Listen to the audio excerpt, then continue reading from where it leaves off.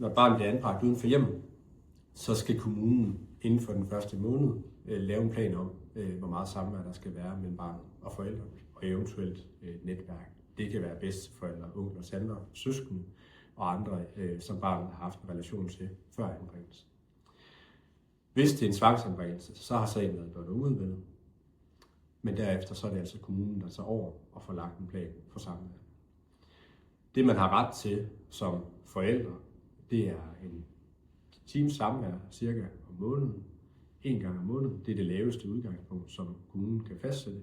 Heldigvis ser vi ofte, at der bliver fastsat mere samvær end det.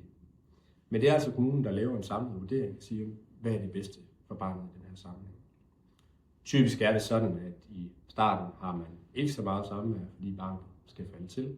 Men derefter så kan man som regel løsne op og have nogle oftere og hyppigere samvær. Det vil sige, at man måske har samvær hver 14. dag i en længere periode end bare den her time. Det er vigtigt, at man fortæller kommunen om sine ønsker. Det er vigtigt, at man er åben i dialogen med kommunen og taler om, hvad er det, der kan være en udfordring, hvad kan være godt, hvad kan være skidt, og hvad tænker man også, der er ens barns behov. Hvis ikke man får det samvær, man ønsker sig, så kan man klage til Ankestyrelsen, og har i den mulighed, eller i situationen også mulighed for at komme med nogle bemærkninger og forklare Ankestyrelsen, hvorfor man bør have noget mere samvær med sit barn. Alt det kan du få vejledning om, når du taler med din advokat.